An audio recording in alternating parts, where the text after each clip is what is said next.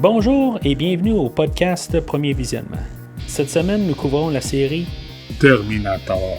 Le but de ce podcast est de s'amuser tout en discutant d'un film ou d'une série de films. Il est important de prendre en note que si vous n'avez pas encore écouté le film à discuter aujourd'hui, je vais le spoiler complètement. Bienvenue au futur Los Angeles de 2018. Aujourd'hui, nous parlons de Terminator Redemption, sorti en 2009 et réalisé par McG, avec Christian Bale, Sam Worthington, Anthony Elchin, Moon Bloodgood et Bryce Dallas Howard. Je suis Mathieu et écoutez-moi si vous voulez vivre. Alors, tout d'abord, on a commencé.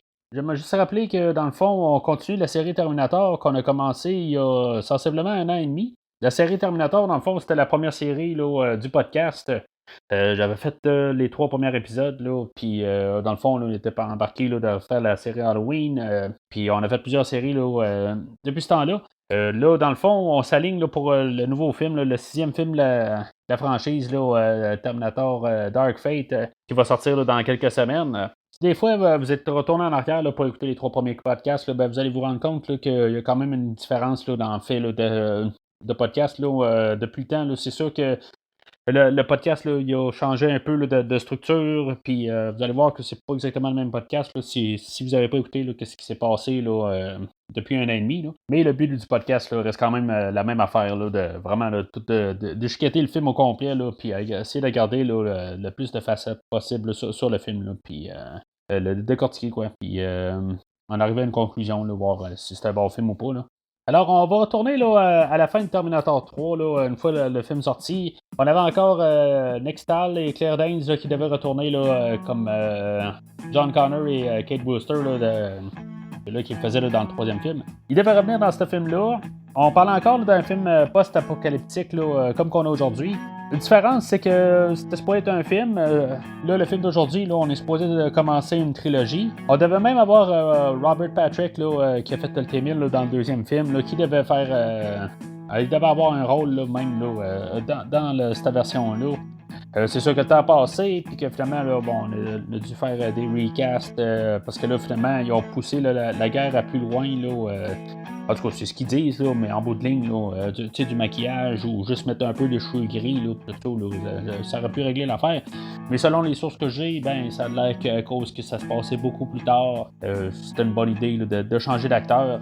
Peut-être aussi que Nick Stahl, bon, c'était pas le meilleur choix là, comme John Connor. Là, en tout cas, écoutez ce que j'ai dit là, dans T3, là, en retournant en arrière, puis pour entendre ce que j'ai à penser là-dessus. Même pour Claire Danes, ben, quand même plus une actrice là, qui grandissait un peu là, de la star-là, puis voyant que ce qu'elle a comme rôle là, dans le film, là, ben, c'est pas grand-chose, fait que je comprends là, que peut-être que ça ne tentait plus non plus, là, fait que, en tout cas, peu importe là, c'est quoi la raison, là, je pense que c'est un bon choix, là, dans le fond, de recommencer à neuf. On va recommencer une trilogie, puis, tu sais, on va aussi bien commencer là, à zéro. Là, peu importe la version du film, là, on savait là, que Schwarzenegger n'allait pas revenir là, pas mal pour ce film-là. Il était rendu là, le gouverneur de la Californie là, pas mal quand, dans le fond, le Terminator 3 est sorti au cinéma. Là, fait que c'est sûr qu'il n'a pas pu être acteur à temps plein. Là, fait que ils sont partis avec cette base-là. Et finalement, ben, il n'y a même pas un caméo, il n'y a rien. Il n'est pas carrément là, dans le film. Il est intéressant de savoir aussi que Jonathan Master, qui avait réalisé le Terminator 3, il y a un bout qui était attaché quand même là, sur ce film-là, pas nécessairement comme réalisateur, mais au moins pour développer l'histoire. Fait il y a encore un résidu de ça là, dans le film. Là, on voit qu'il y a quand même là, des liens avec Terminator 3. Là. Il n'y a pas grand-chose, mais au moins tout est uniformisé là, un peu pour avoir une continuité. Là, puis on fait pas juste une suite là, 1, 2, puis on saute tout de suite à là. On est au 4, même si ça s'appelle pas Terminator 4. On est quand même au 4e film, puis on prend en compte là, les 3 précédents. Fait qu'aujourd'hui, on a un film qui est sur pas mal la définition de l'humanité, où ce que l'humain commence, qui termine, où ce que la machine commence, elle, puis où ce que, tu sais, dans le fond, où ce qu'on peut être un peu entre les deux. On joue beaucoup de ça. On a le personnage de Marcus là, qui est à moitié humain, moitié cyborg. C'est pas mal symbolisé, là, dans le fond, là, par le fait qu'il y a encore son cœur humain là, dans la machine. Là, en contrepartie, là, on a le personnage là, joué par Michael Ironside, là, le général Hugh Ashdown. lui, dans le fond, oui, c'est un humain, c'est le chef de la résistance, sauf que dans le fond, il est prêt à tuer, sacrifier plein d'humains là, pour pouvoir gagner là, la bataille contre Skynet. Fait que lui, il agit plus comme une machine, dans le fond, que puis quand tu regardes le personnage de Marcus, là, joué par Sam Worthington, lui, il est comme entre les deux. C'est comme il sait pas, il est comme une machine, mais il va agir plus côté humanitaire. Fait qu'on va jouer beaucoup là-dessus. Ça va être pas mal le centre du film. Oui, on va jouer là, avec le personnage de John Connor, là, que dans le fond, il va devenir comme le chef de la résistance là, jusqu'à la fin du film. Ça va plus être démontré dans le scénario, mais je veux dire, en fait, le personnage, il grandira pas. On va jouer avec des thèmes de renaissance, comme dans le fond, John Connor là, qui sort du trou au début du film, comme il ressort du trou, la naissance tout court, tu sais. Fait que, je veux dire, à partir de là, ça va être comme son ascension comparé à ce qui était avant. Bon, comme je l'ai dit un peu tantôt, là, ça va plus être le scénario qui va plus le pousser vers là, plus que lui, mais on a quand même cette idée-là qui était établie au début. Le personnage de Marcus, lui aussi, il va faire la même affaire là, au même endroit là, plus tard, quelques minutes après. Il va sortir du même trou que John Connor est sorti. Puis lui aussi, il va avoir sa renaissance en tant que cyborg. Comme j'ai dit, ça va être plus approfondi là, sur le côté à Marcus. Il y a même un bout où ce que Marcus va être crucifié, puis il va renaître par la suite de ça. C'est un gros symbole sur le film. Jusqu'à la fin, où ce qui va encore renaître, tout guéri là, de tout, tout ce que son enveloppe corporelle, dans le fond, a été toute massacrée là, dans les dernières scènes. Là, ben, il va encore renaître là, sous une nouvelle forme, là, puis il va avoir un choix à faire qui va jouer avec l'autre thématique là, que j'ai parlé un peu plus précédent, là, voir s'il va vers les machines ou vers l'humanité. Ça va être relié aussi comme thématique avec la thématique là, de choisir là, de quel bord qu'on y va. Là, parce que dans le fond aussi, on va avoir l'humanité qui reste, vont devoir avoir le choix là, là-dedans. Est-ce qu'ils vont vers les machines ou ils vont sur le côté humanitaire? Fait que le film est pas mal centré là, sur ces idées-là et mélangé là, dans un monde de Terminator post-apocalyptique.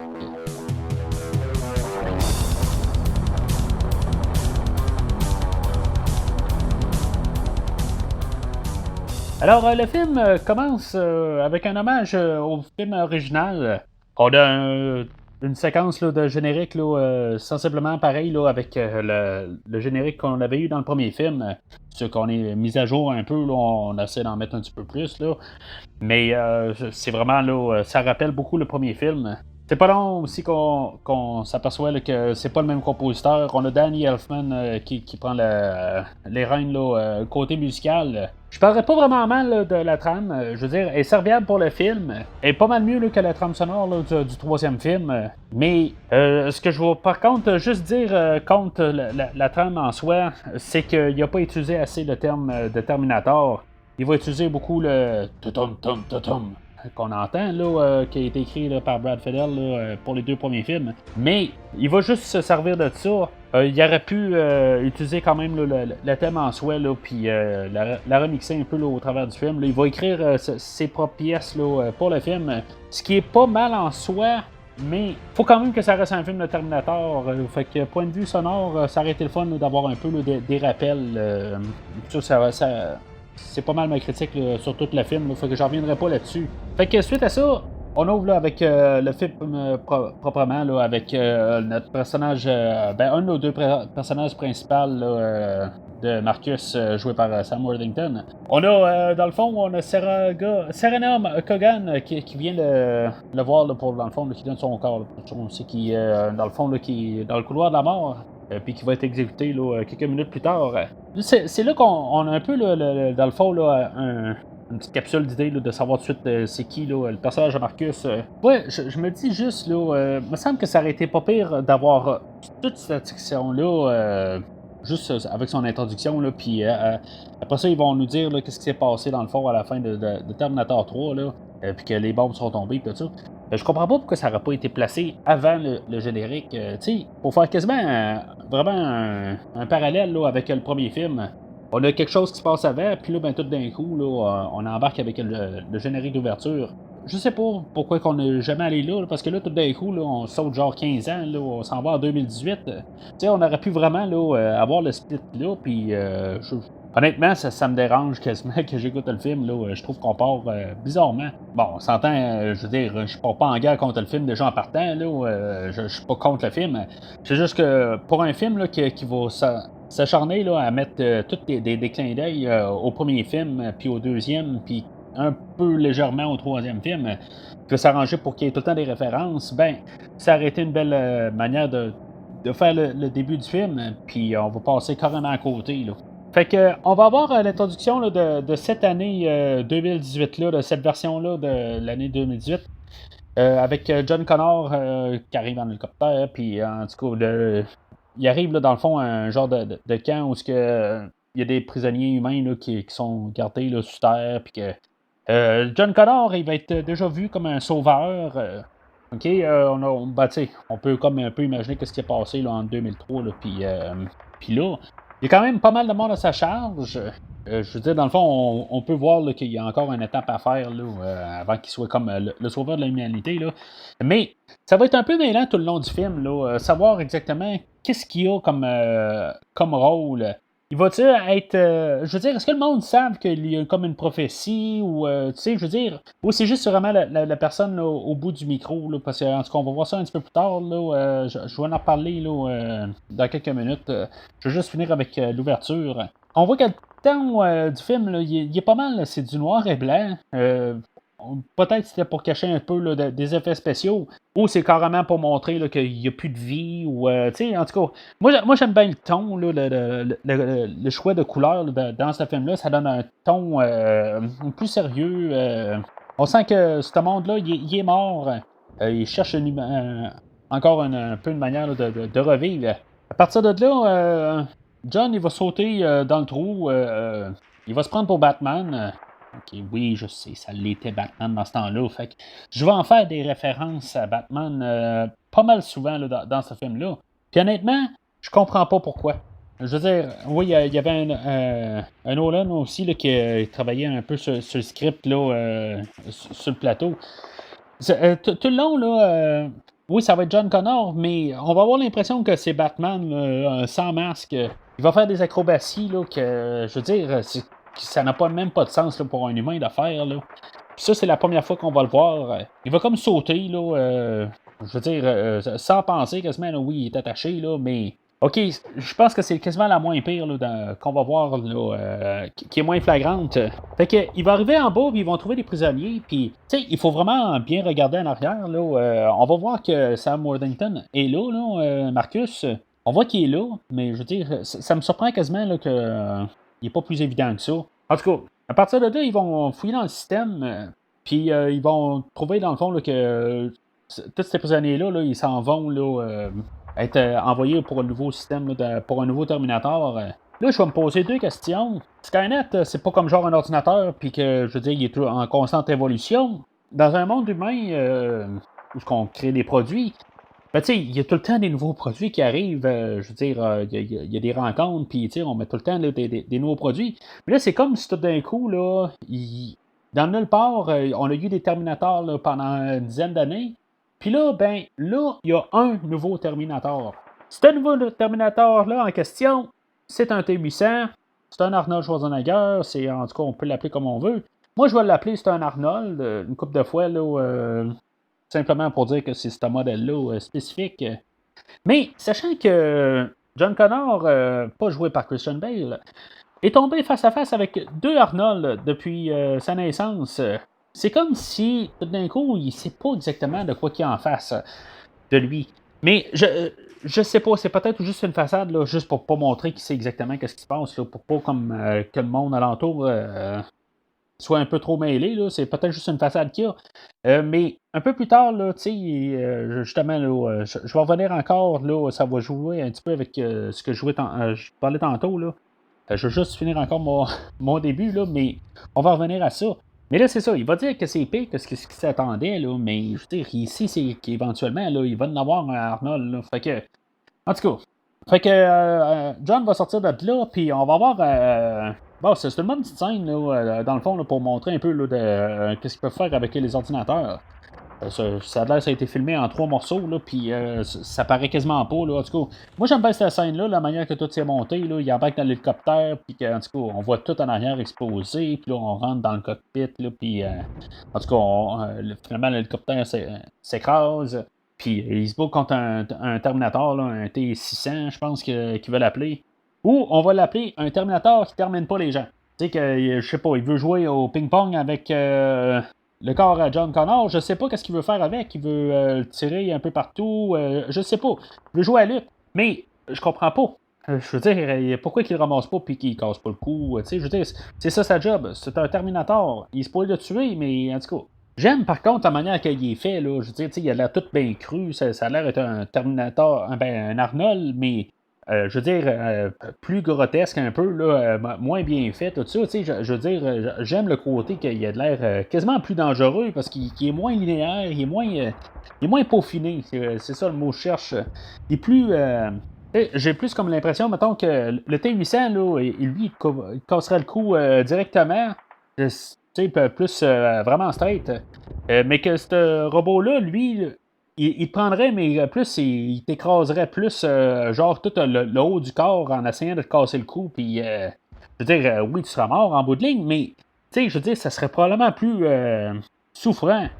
Fait que, je veux dire, je le trouve plus menaçant au final. Fait que John, il va être rescapé de là, puis c'est là où il va encore faire une passe de Batman, puis qu'il va sauter carrément dans la mer. Puis il va être rescapé, là. En tout cas, au moins, on n'a pas vu cette scène-là, là. Tant mieux.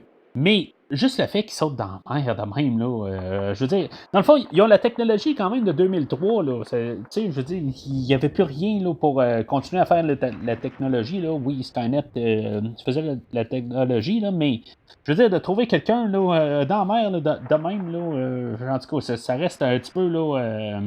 Tiré par les cheveux, là, déjà, là, qu'il a pu survivre à ça, là.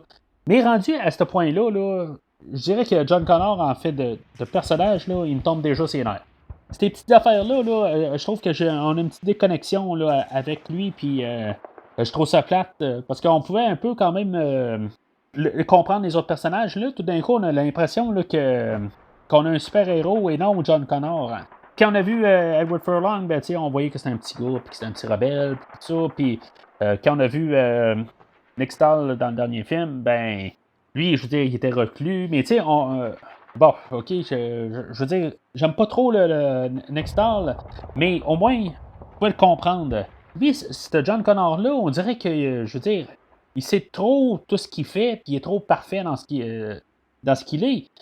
Oui, ça va être le sauveur de l'humanité, mais là, je veux dire, c'est juste un petit peu trop ridicule qu'est-ce qu'on le fait faire. Là. Fait que là, on va avoir l'introduction là, de Michael Ironside, là, en général, Ashdown. Ça va être, pour moi, là, ça va être Michael Ironside, là, peu importe son nom. Dans le fond, je pense que c'était plus pour mettre une plus grosse tête qu'on pouvait un peu reconnaître, là, pour pas mettre n'importe qui. Là. Parce qu'en bout de ligne, il va avoir pas nécessairement un gros rôle. Il va apparaître là, un peu partout là, dans le film, là, mais honnêtement, je pense que Michael Ironside s'est pointé là, pour une journée pour filmer, puis c'est à peu près ça. Dans le fond, c'est pour montrer un peu là, que John Connor et la résistance là, présente sont pas tout à fait là, ces mêmes longueurs d'onde. Il va y avoir un second au général là, que lui, il va dire qu'ils ont eu accès là, à l'information de Skynet qu'il y avait eu au début, puis ils ont décortiqué ça, puis qu'il y avait comme deux cibles là, Skynet. Là, la deuxième étant John Connor, puis la première étant Kyle Reese. OK, là, j'aimerais comprendre exactement, là, Kyle Reese, c'est qui en 2018? OK, c'est une personne. OK, oui, plus tard, il va devenir le père à John Connor, mais comment est-ce que Skynet, il sait ça? Là, moi, j'ai l'impression qu'on essaie de placer des petites affaires là, pour avoir pour le deuxième puis le troisième, là, mais je trouve qu'on en place déjà pas mal là, dans le total. Là, je me pose des questions. Est-ce que, dans le fond, le film qu'on écoute, est-ce que c'est le timeline original avant Terminator 1? Est-ce qu'on est comme genre en prequel? Fait que, dans le fond, on ne sait pas qu'est-ce qui s'est passé ou on se passe vraiment après le 3. Oui, on a vu On sait que ça se passe après le 3 à cause de la scène d'introduction, là. Puis tout le générique là, qui disait que Skynet est arrivé là, en 2003 et non en 97. OK. Fait que John Connor est au courant de tout ça. Puis là, on va avoir aussi là, les tapes là, de sa mère là, qui écoute là, sans cesse là, pour essayer de comprendre qu'est-ce qui se passe avec le T800, là, que ça n'a comme pas rapport avec ce qui se passe au début. OK. C'est beau. Fait que lui, on dirait qu'il comprend pas que c'est un T800 et qu'il n'en a pas vu. Fait que là, ça fait toute la confusion. On parle de Kyle Reese, que Skynet sait qu'il est retourné dans le temps, mais comment est-ce que ils savent tout ça en bout de ligne? Peut-être qu'ils ont ramassé là, le TX, là, je veux dire, qui a laissé des données ou dans le passé, je sais pas. C'est un petit peu tout mélangeant là-dedans, là, comme c'est une poule puis l'œuf, là. En tout cas, il y a du paradoxe là-dedans, là, puis je veux dire, on vient tout de mélanger encore plus, là. Juste une question là, qui est du n'importe quoi, là. Tu sais, on va avoir Kate Brewster qui va apparaître là, fait que, on sait vraiment qu'on est à la suite du 3 puis qu'ils ont la suite des idées, là, qui est sur le point d'accoucher là, des jumeaux, là, tu sais, tout ce qu'ils ont parlé dans Terminator 3, fait que il y a un lien là-dedans, mais c'est comme un petit peu tout mélangé quand même, là, je veux dire, je comprends pas pourquoi qu'il sait ça, puis qu'il sait pas pour les T800, puis le Kyle Reese, là, en tout cas, c'est tout vraiment là, je veux pas dire du n'importe quoi, mais ce que j'ai dit tantôt, mais c'est tout mélangeant, là. Fait que là, ils vont tester, là, dans le fond, là, ce qui s'est fait donner, là, pour pouvoir voir si, mettons, là, ils sont capables là, de neutraliser des Terminators, là, avec un nombre qui envoie, puis tout ça, puis en tout cas, fait que finalement, tout va être concluant, là, fait que l'histoire à John, là, elle se limite quasiment à ça. En bout de ligne, là, on va reprendre là, pas mal à la fin du film. Hein. On va avoir le personnage de Marcus, là, il est sorti là, du trou là, quelques minutes après, ou quelques heures après John Connor au début, là, quand toute la prison là, elle s'est faite sauter.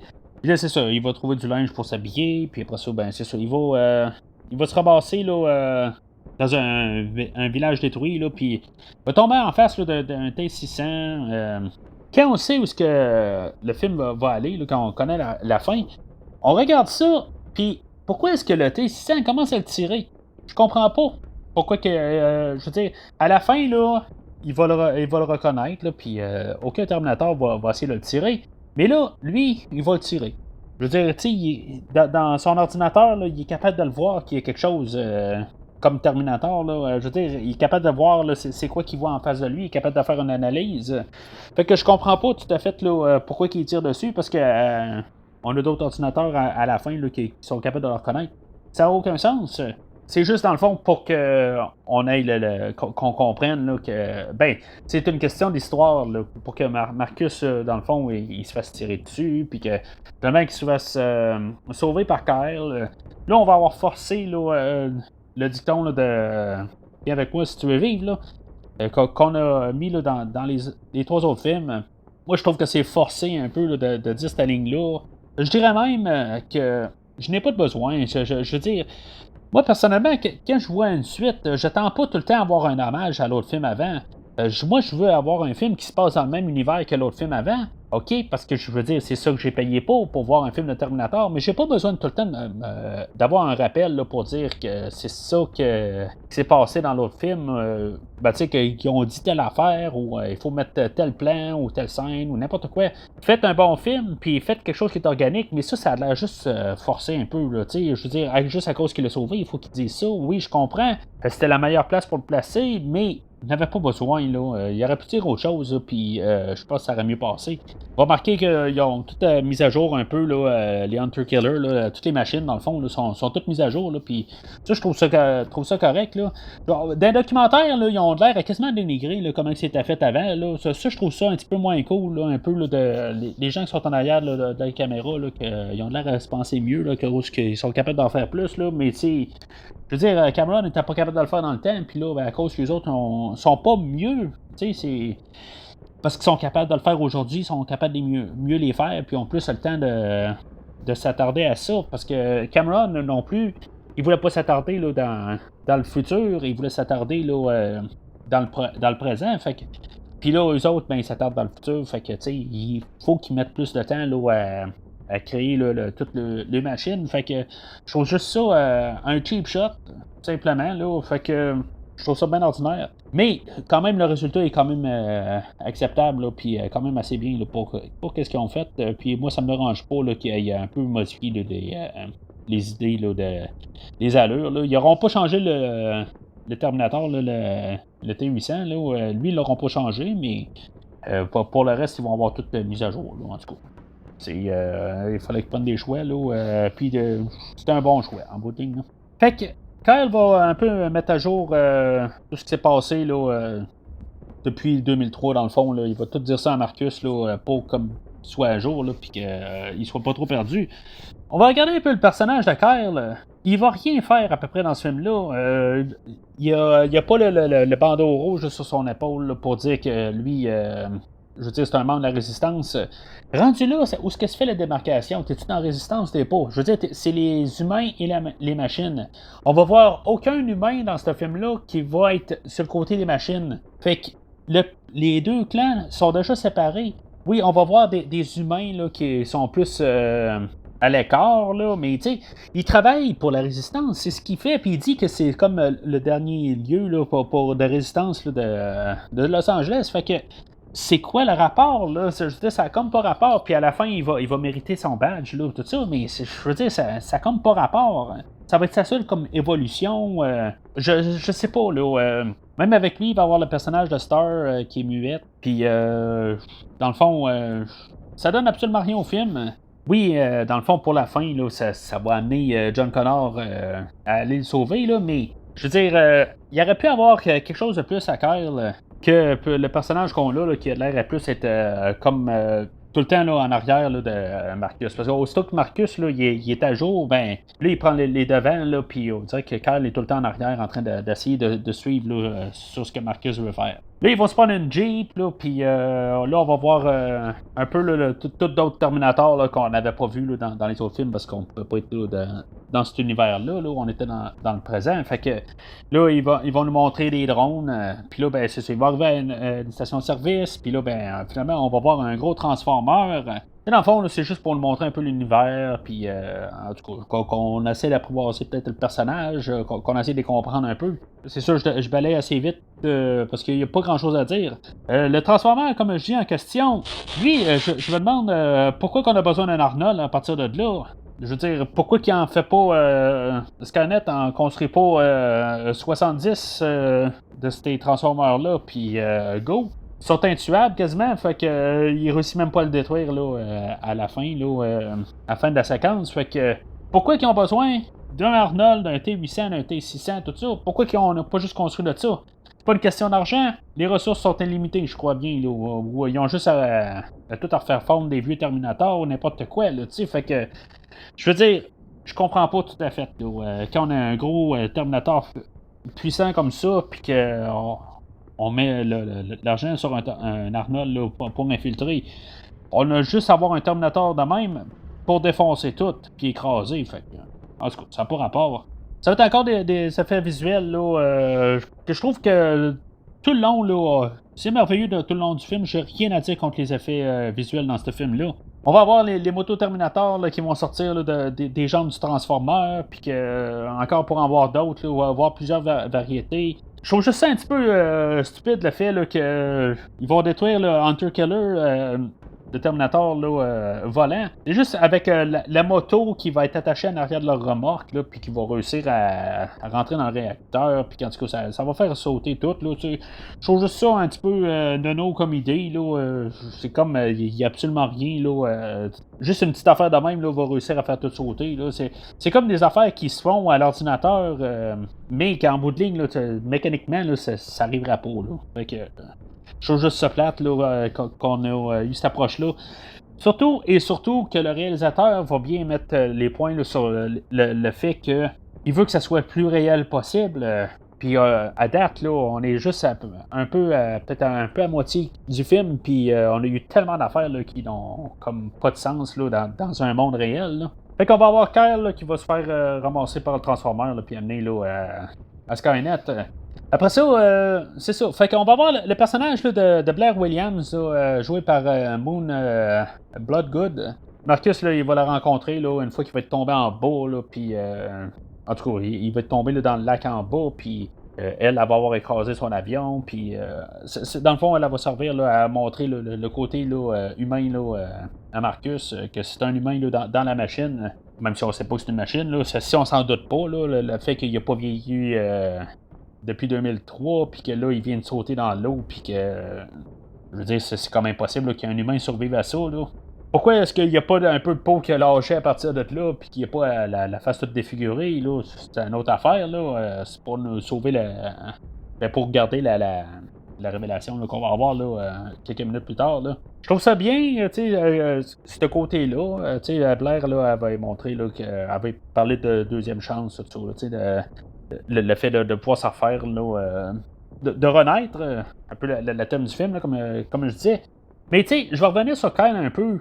Pourquoi est-ce qu'on n'a pas eu on n'avait pas ça avec Kyle à la place? Hein? Qu'on a essayé de développer Kyle. Tu sais, puis après ça, il aurait pu. Quelque part, je sais pas pour quelle raison, là, mais il aurait pu tout en faire ça, mais avoir plus le dialogue entre Marcus et Kyle, que là, tout d'un coup, un autre personnage là, qu'on essaie de nous mettre là-dedans, je trouve que c'est une opportunité manquée, là. Fait que, en tout cas, fait que, il va se diriger là, vers le quartier général là, à John Connor, puis finalement, là, ben, puisque Marcus est une machine, ben, il va attirer une mine, puis il va exploser, puis là, ben, là, on va avoir juste une affaire de même, là, encore pour nous fausser un peu sur le fait que c'est un robot ou pas, là. Ils vont découvrir que dans le fond, que c'est un robot, mais Burns, joué par Common, qu'on a vu là, dans le deuxième John Wick, lui, il va l'assommer. Mais c'est un robot, je comprends pas. Fait que là, on a John Connor qui revient dans l'histoire, puis on a encore de la confusion qui embarque dans l'histoire. Là, il n'y a pas l'air à savoir c'est quoi qu'il y a avec Marcus. Je veux dire, il y a une étape qu'il a dû franchir entre pour se rendre à Arnold, là, tu sais. Fait que je comprends pas exactement pourquoi il est si mêlé que ça, puis en voyant là, Marcus, puis en tout cas, il comprend pas c'est quoi, mais je veux dire, c'était un peu un entre-deux entre le cyborg puis la machine. Je veux dire, je comprends pas ce personnage-là. Là, il va avoir, oui, il va avoir un beau plan là, de John Connor, puis de Marcus, là, que John Connor, il va avoir tout le visage dans la lumière, puis l'autre va avoir le visage là, dans l'ombre. Tu sais, c'est comme pour montrer un peu l'humanité contre la machine. En tout cas, le face-à-face. Ok, c'est bien beau, là, mais je comprends juste pas là, tout un peu là, John Connor là, dans ce film-là. Là. Et c'est sûr que je comprends le fait qu'il veut pas y faire confiance. Il va dire même là, que Marcus, il sait peut-être même pas lui-même là, qu'il est là pour le tuer, puis qu'il va juste s'activer un peu plus tard. En tout cas, des affaires de même. Fait que John, il va écouter là, encore des tapes là, de Sarah. Là, on a un caméo là, de Linda Hamilton. Là, c'est sûr que si on l'écoute en version originale, elle a comme refait tout un peu là, les bandes sonores, là, dans le fond, qu'elle a enregistré à la fin là, du premier film. Je trouve ça cool quand même qu'il est revenu pour ça. Sauf que je me dis, depuis le temps que ça a été enregistré, John, il doit savoir ces bobines-là par cœur. Je veux dire, il doit les avoir analysées un peu partout, là. Mais en même temps, Sarah, cassé. Je veux dire, étant en 84, elle a vu un Terminator pour 48 heures. Fait que, oui, elle est avec Kyle, puis Kyle, il expliquait plein d'affaires, là. Mais, je veux dire, ça aurait été pas pire au pire, ils nous disent des affaires, là, mais en bout de ligne, là, c'est quasiment juste les tapes de qu'est-ce qu'on a entendu qu'elle a dit là, dans tout le premier film. Là, il y a comme rien de neuf là-dedans. Là, fait que je sais pas. Je veux dire, ça aurait dû être quasiment mis de côté. Là. Plutôt si maintenant était pour utiliser les bandes sonores, là, ben que peut-être là, ça aurait pu être utilisé d'une autre manière, là, mais pas là-dessus où ce que John là, il cherche des réponses là-dessus là, puis qu'il en trouve pas. Là. Je veux dire, ça devrait être. Il devrait tout savoir ça. Là. Fait que Marcus se fait libérer là, par Blair, puis après ça, ben, c'est ça, il va se sauver de là. Je sais pas s'il voulait faire un genre de rappel là-dedans, là, un bout là-dessus. Marcus, il va embarquer sur une moto, puis je sais pas si c'est leur manière là, de rappeler le Terminator sur une moto. Là. En tout cas, il va sauver John Connor, les genres de serpents Terminator. Là, en tout cas, il va le sauver, puis c'est là aussi qu'on va avoir un autre genre de rappel là, que le Terminator avec la moitié de la face arrachée, puis qu'on voit l'endosquelette en dessous. Fait que Marcus, dans le fond, là, il va s'entendre avec John Connor là, pour trouver là, où ce que Kyle est, puis il va envoyer les coordonnées là, à John Connor. Puis, tu sais, John Connor va encore lui demander, là, t'es quoi? Tu sais, en tout cas, je veux dire, je sais pas. Et je comprends là, que John Connor, là, il va pas y faire confiance là, à 100%, puis il fera jamais confiance, là, à part sur son lit de mort à la fin. Là. Mais encore là, je comprends pas là, ce John Connor-là là, qui est pas capable de sauter à des conclusions assez rapides. Là.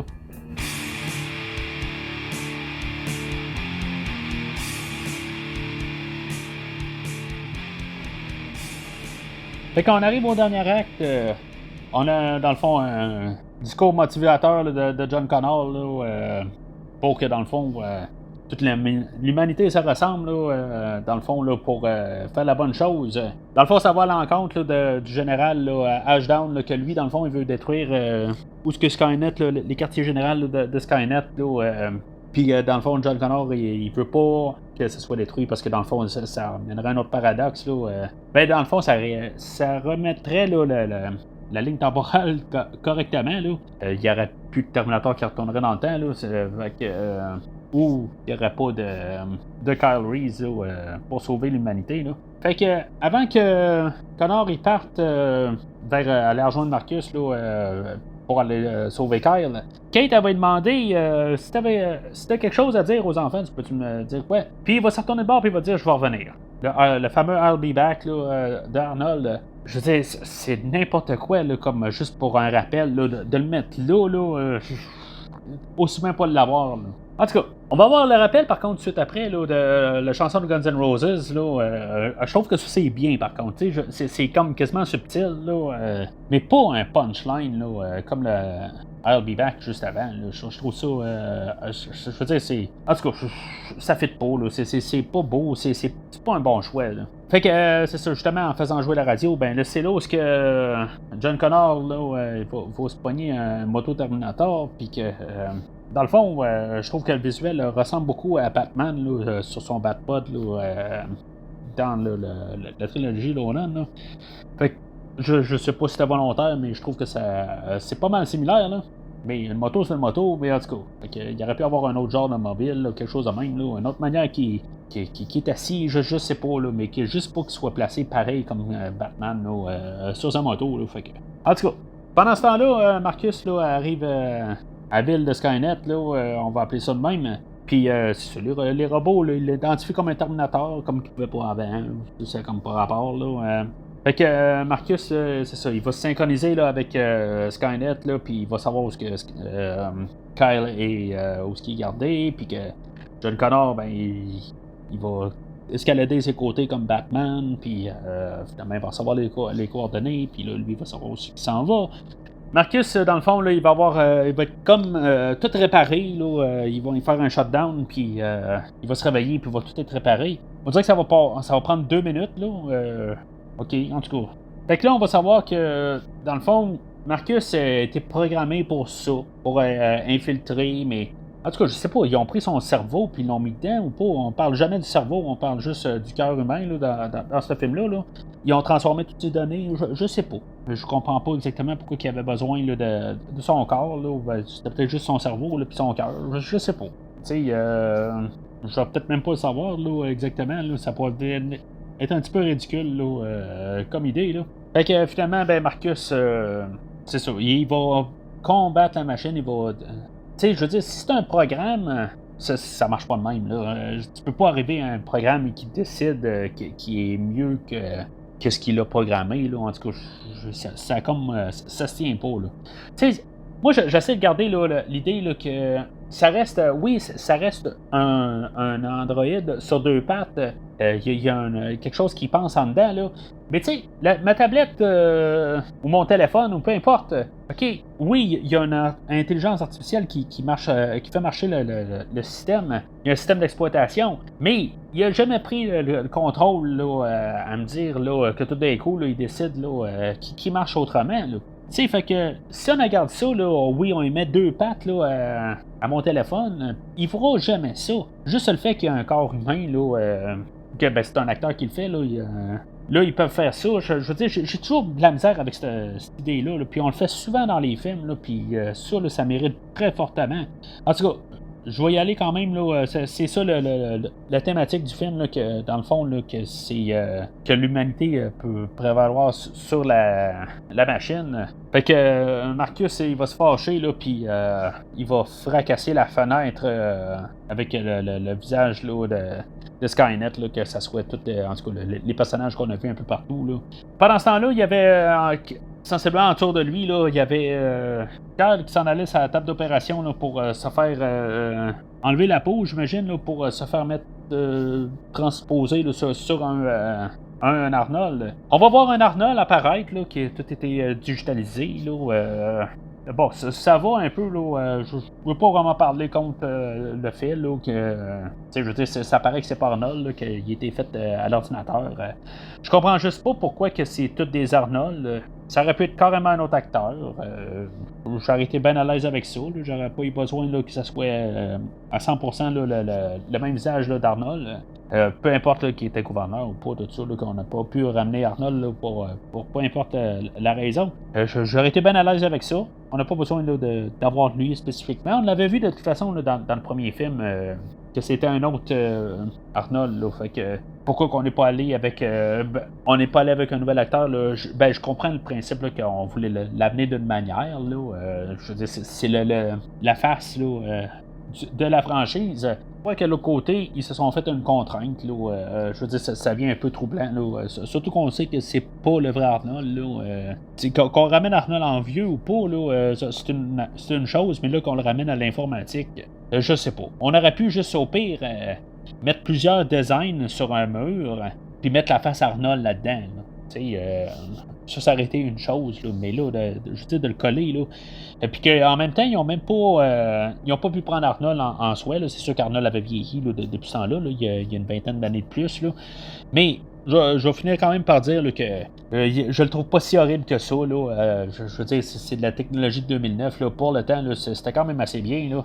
Fait que pendant tout ce temps-là, on a dans le fond là, le général Ashdown là, qui se fait tuer. Là, pour régler un peu cette histoire-là. Je sais pas si ce personnage-là, là, le général pourrait survivre là, si mettons, il y avait eu une suite, là, si la deuxième partie là, de la trilogie là, aurait existé. Là, je sais pas. Je veux dire, dans le fond, son sous-marin explose, là, mais je trouve juste ça plate là, que vraiment là, on met ça une idée là, que Ironside ne reviendra pas. Oui, il pourrait avoir survécu, quelque chose de même. Là, je me dis, là, mais je trouve juste ça plate là, que ça finit là. Fait qu'à partir de là, pas mal toutes l'histoire converge là, de côté. Là, John Connor, Marcus, Kyle, puis Star. Je veux dire, il sert à rien ce personnage-là, fait que j'en parle même pas. Fait que tout converge. Pour peut-être une seconde, Kyle va voir Arnold, mais en tout cas, il réussira pas, là, une fois qu'il va être rendu à 84, là, il réussira pas à le cerner. Faut pas oublier aussi le fait qu'on est 11 ans avant Terminator 1. Tu sais, ce qui se passe là. Ça veut dire que on vient de créer le T-800 en 2018. Quand il va, plus tard, où est-ce que John Connor va envoyer Kyle dans le passé en 2029, ils ont eu 11 ans pour voir des Terminators avec des faces d'Arnold. Je ne comprends pas. Il a jamais vu sa face Arnold. Depuis ce temps-là, je veux dire, ça se tient pas là, comme idée. Là. Je veux dire, on est 11 ans avant. Puis ils n'auront pas fait de meilleurs Terminator en 11 ans. Je sais pas. Oui, il va y avoir le T1000, là, puis le TX. Là. Oui, mais le TX vient de 2032. Il y a le T1000 qui vient de 2029, mais il n'y aura rien d'autre entre 2018 et 2029. En tout cas, mais par contre, si on arrive puis on se dit que rétroactivement, si maintenant Kyle Reese est revenu dans le passé, puis là on a refait une nouvelle lignée temporelle, que Skynet est un peu à l'avance, ils ont peut-être créé ce Terminator-là, le T-800, ils l'ont créé peut-être 10 ans à l'avance. Fait que peut-être que c'est ça, quelque chose encore qui aurait pu être exploré là, dans la deuxième partie. C'est juste dommage là, pour le film en soi, ça l'ouvre encore des questions là-dessus, qui pas de réponse. Fait que le T-800, il défasse une porte. Je veux dire, dans le fond, dans le premier film, il y avait de la misère à traverser une porte, là, puis là, je veux dire, il donne juste un coup, puis ça défonce carrément la porte, là. Dans le fond, c'est son introduction, là. Je veux dire, ça se tient pas, là, tout à fait, là. C'est que ça sort d'une BD, là. En tout cas. Fait que, éventuellement, ben, c'est ça. Ils se sont tannés un petit peu là, de faire une image d'Arnold, là, puis il s'arrange pour que sa face elle soit fondue, puis que finalement on tombe avec le corps là, de juste le T-800 tout court. Je trouve ça cool, dans le fond, là, le fait là, qu'on voit vraiment le T-800 là, bouger là, comme un humain, on voit qu'il est comme tout fonctionnel. Là, dans le premier, quand on voyait le T-800, ben, je veux dire, c'était une marionnette carrément, là, il était sur la tête là, de quelqu'un, ou il était en arrière en train de le faire bouger, là, il pouvait pas rien faire avec. Là, je veux dire, ils l'ont fait en image numérique, là, puis ils sont capables de faire pas mal n'importe quoi avec, là, puis je trouve ça bien là, de voir ça de même. Il va y avoir juste un bout là-dedans où le Arnold, là, il va détruire un T-600, là. Je veux dire, je vois pas exactement pourquoi il fait ça, là. Pourquoi il détruit un autre, là. Ça se tient pas, là. Oui, l'autre, il est en train un peu de détruire. Il est en train de tirer partout, là, tout ça. Mais je veux dire, il en a rien à foutre, on s'entend, là. En tout cas. Fait que, alors, malgré tout le film, je trouve que ça, il va y avoir un rappel là, qu'on va voir là, à la fin, là, qui est vraiment tiré du 3 à 100%, qui était comme le nouvel élément que le Terminator 3 a amené, là, mis à part la lignée temporelle qui a été tirée là, au lieu de la fin du monde, le jugement dernier. On a la batterie du Terminator qui revient là, dans ce film-là. Je trouve ça un petit peu de nulle part, mais je trouve ça quand même plaisant, là, même si je suis pas bien adoré là, le Terminator 3, mais au moins la continuité, là, j'aime bien ça qu'on a gardé ça, puis que finalement, ben, c'est ça, tu sais, que dans le fond, la batterie est nucléaire, puis tout ça, en tout cas, ils ont gardé là, cette idée-là, puis c'est un petit détail que j'apprécie. Fait qu'il va y avoir toute la bataille là, dans l'usine, là, ça rappelle beaucoup le Terminator 1, là, puis il va y avoir même, on va voir les pieds là, du Terminator là, qui montent les escaliers, tout ça, c'est des plans là, qui ont été carrément là, copiés là, du premier film, là, puis je trouve ça très bien, là. Fait que John Connor va sauver Kyle, mais il va décider qu'il va se battre contre le Terminator. Je comprends pas tout à fait l'idée, là. Peut-être qu'il veut juste faire partir, là, dans le fond, là, les batteries, là, puis faire tout sauter, là, mais il aurait pu aussi prendre autrement là, que d'essayer de faire un combat contre le Terminator. Là. Je veux dire, c'est un combat perdu d'avance, ça. Puis, ben, c'est sûr où est-ce que Marcus va embarquer là-dedans après ça, là, puis en tout cas, il va y avoir un peu une coupe de rappel, là. On va avoir Terminator, dans le fond, là, qui va geler, là, un peu comme le T-1000 là, dans l'autre film, puis que finalement, ben, il va réussir à dégeler tout ça. Parce que tout ça va se résoudre, là, ils vont tuer le Terminator éventuellement, puis par contre, ça va passer là, par, dans le fond, John Connor, là, qui va comme quasiment se faire tuer, là, le fait que le Terminator, là, dans le fond, il va y rentrer quelque chose dans le cœur, puis que finalement, ben, John Connor va être mourant là, pour la fin du film. Là. En tout cas, s'il s'est fait empailler là, ou embrocher ou n'importe comment on peut dire ça, là, je veux dire, directement dans le cœur, il dure pas longtemps. Là, on va avoir l'explosion là, de la ville de Skynet, tout ça, puis en tout cas, on dirait que ça va se passer là, comme 2 heures plus tard, là, ou 3 heures plus tard, peut-être encore un bon bout après. Là. En tout cas, je veux dire, il se ramasse sur le coup, là, quasiment, là, fait que, en tout cas, il réussit à survivre à ça, puis Marcus, il va donner son cœur, je veux dire, dans le fond, là, il va pouvoir comme poursuivre là-dessus, là, sur le thème là, de trouver la machine ou pas. Je veux dire, dans le fond, lui, il va faire ce qui est mieux pour le personnage. Là, il va se donner là, pour que John Connor survive. Ça, dans le fond, ça voudrait dire qu'il n'y aura pas de Sam Worthington là, pour le deuxième film. OK.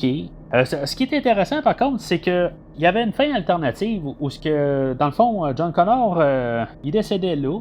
Puis ils ont comme pris là, la face à John Connor, puis ils l'ont transposé là, sur la face à Marcus, puis dans le fond, là, Marcus se faisait prendre pour John Connor. Ça, c'est idée 1, que je veux dire, qui aurait pu être intéressant. Je veux dire, ça n'aurait pas nuit à aucune autre affaire. Je veux dire, ça aurait changé toute la mythologie au complet. Là. OK, ça c'est bon. Le fait que, dans cette idée-là, on avait l'idée que, dans le fond, Marcus, ayant pris la face à John Connor, il y aurait eu un programme en même temps qui aurait activé dans lui-même, là, puis que finalement, ben, il aurait tué tout le monde sur place. Ça aurait fait une autre fin alternative. Puis je crois que ça aurait été peut-être une belle manière de finir le film. Ça aurait été très sombre, mais au moins on aurait eu quelque chose à la fin. Là, ça finit bien. C'est sûr que pour un film tout seul, je veux dire, on a notre histoire qui se conclut, puis on peut voir ça arriver, là, puis que finalement il retourne dans le temps, puis en tout cas.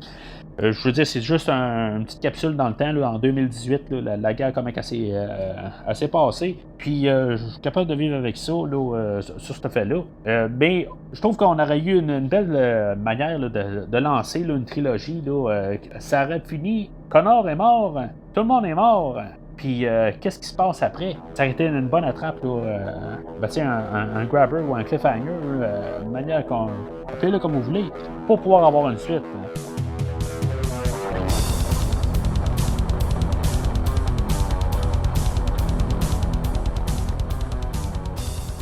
Fait qu'en conclusion, OK, on a un film là, qui souffre beaucoup de ne pas avoir de suite.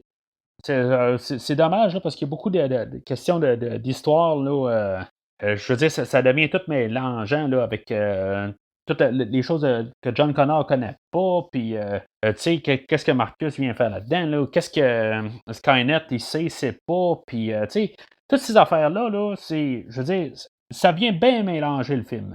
Par contre, on a essayé de faire quelque chose avec ce film-là. On a essayé de partir là, la franchise Terminator, là, puis d'aller dans une autre direction. Je veux dire, normalement, là, dans une franchise, là, on essaie souvent là, de refaire le film avant, mais plus. Tu sais, on a vu ça là, quand on a fait la franchise Rambo, quand on a fait John Wick. Tu sais, souvent, on va tout le temps là, dans le même chemin. Là, on a essayé de faire quelque chose d'autre. Ça, juste en soi, là, j'apprécie beaucoup. C'est imparfait comme film. Comme je dis, il y a beaucoup de choses qui se contredisent.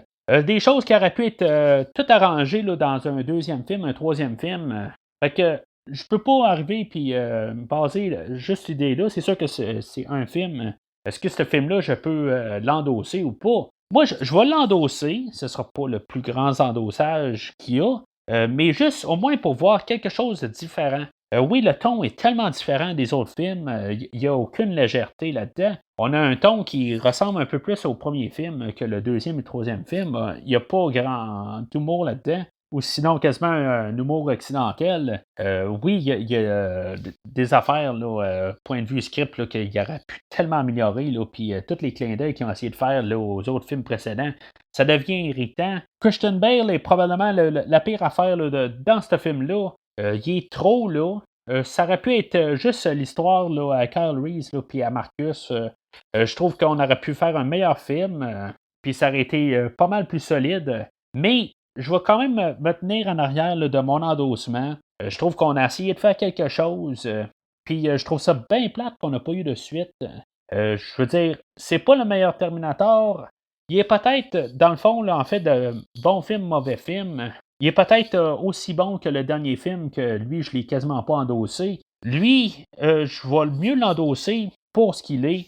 Et non, le fait là, que, je veux dire, le 3 était plus un réchauffé du deuxième film. Ben là, au moins, on est allé dans quelque chose. Il s'est un petit peu planté, mais pour plusieurs autres affaires, par contre, là, il était un succès. Le ton visuel, j'aime beaucoup là, ce qu'ils ont fait là, visuellement. Même la trame sonore que j'ai parlé au début, là, je l'aime quand même pas mal. Je veux dire, pas autant là, que les deux premières trames là, par Brad Fiedel, mais la trame en soi, là, je l'aime bien. Les thématiques là, qu'on travaille tout le long du film, j'aime bien l'idée. Je veux dire, c'est forcé un peu, mais j'aime quand même là, qu'on va chercher des idées, même si des fois, là, c'est au détriment un peu là, du scénario. Pour des choses contradictoires un peu dans ce que je veux dire, je sais qu'il y a eu une couple d'affaires là, reliées là, à ce film-là là, qui ont été sorties là, en BD là, ou en livre, tout ça, mais j'ai rien lu de ça, là, dans le fond. Je veux dire, bon, je me limite à ça. J'ai pas essayé de voir là, si on avait une conclusion là, à toute cette histoire-là, là, d'une forme ou d'une manière, tu sais, pour avoir une idée là, de comment que cette histoire-là voulait aller. Là.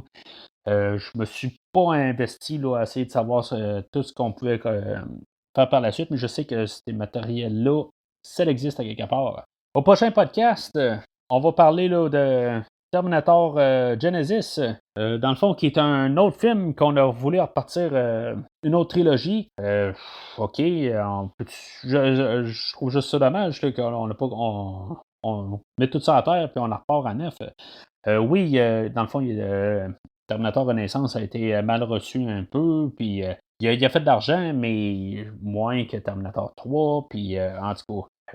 Ils se sentaient aller dans une mauvaise direction, puis c'est ça, ils ont décidé là, qu'ils scrapaient l'idée. Je veux dire, il ne faut pas oublier que Terminator 3 aussi était comme une déception, fait que c'est sûr que peut-être que le produit là, s'en est dilué. Moi, je crois bien qu'on aurait dû continuer quand même dans cette direction-là, puis juste essayer de renforcer le tout. Là, on peut dire que peut-être qu'on est parti sur une mauvaise base, puis ça a été un peu plus dur, mais là, le contraire est vrai aussi. T'sais, on aurait pu là, partir avec l'idée là, puis on aurait pu beaucoup mieux construire là, les suites là, pour faire des meilleurs films. Fait que pour recevoir le prochain épisode, n'oubliez pas de vous souscrire là, pendant le fil RSS là, dans la description de l'épisode. Vous pouvez aussi souscrire sur Spotify. Ou en tout cas, de toute façon, vous l'avez pogné l'épisode de manière, fait que j'imagine que vous savez comment pouvoir avoir le prochain épisode. Mais en vous souscrivant, là, aussitôt qu'il va être disponible, vous allez l'en savoir. Pour ceux que, dans le fond, qui ont écouté les 3 premiers épisodes, puis que pour X raison, là, qui n'ont pas suivi le podcast, qu'ils font une recherche, puis qu'ils voient juste Terminator, ils suivent juste les 3, toutes les séries, la série Terminator que je fais, je veux dire, vous pouvez aller dans les archives, je couvre d'autres séries aussi. J'ai fait la série Halloween, la série Transformers, John Wick, les X-Men. Je viens de terminer dernièrement la série Rambo. Pas mal tous les films de ces franchises-là ont été faits. Je suis au milieu de la série Star Wars. J'ai fait tout ce qui s'appelle le Lucasverse en début d'année. Puis après le Terminator, vers la fin de l'année, on va aller se diriger vers le Disneyverse, couvrir les 4 films présentement qui ont été faits dans cet univers-là, pour vraiment suivre avec le film qui sort en fin d'année. L'ascension de Skywalker. Fait que tout ça est disponible dans les archives du podcast. Fait que d'ici le prochain épisode, hasta la vista, baby!